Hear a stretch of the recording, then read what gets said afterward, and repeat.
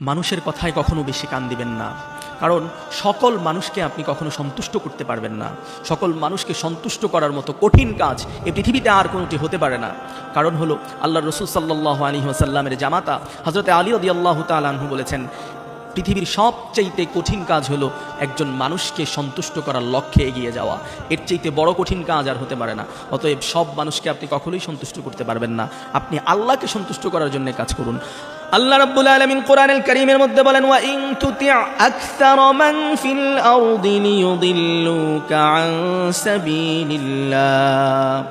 আল্লাহ রাব্বুল আলামিন আয়াতে কারিমার মধ্যে বলেন, পৃথিবীর অধিকাংশ মানুষের কথা যদি তুমি গ্রহণ করে নাও, পৃথিবীর মানুষের কথাগুলো যদি তুমি অ্যাকসেপ্ট করে নেওয়ার চেষ্টা করো, তাহলে তোমাকে আল্লাহর পথ থেকে তারা বিচ্যুত করে ফেলবে।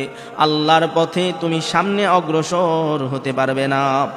আল্লাহর হাবিব সাল্লাল্লাহু আলাইহি ওয়াসাল্লাম এই পৃথিবীর বুকে মানুষের কটু কথা শুনেছেন, মানুষের নির্যাতন সহ্য করেছেন, কিন্তু তিনি একমাত্র আল্লাহকে সন্তুষ্ট করার জন্য কাজ করেছেন। একমাত্র আল্লাহকেই সন্তুষ্ট করতে চেয়েছেন। পৃথিবীর মানুষকে আপনি সন্তুষ্ট করতে পারবেন না, পৃথিবীর মানুষকে সন্তুষ্ট করার জন্য কাজ করবেন না।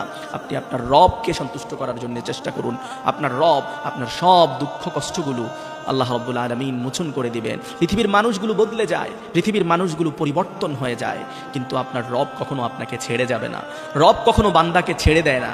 অতএব আপনি আপনার রবের কাছে ফিরে যান। পৃথিবীর মানুষের কথা আপনি কখনো শুনবেন না, আপনি আপনার রবের কথা শুনুন। আল্লাহ রাব্বুল আলামিন আপনার সকল অমানিসাগুলো দূর করে দিবে ইনশাআল্লাহ।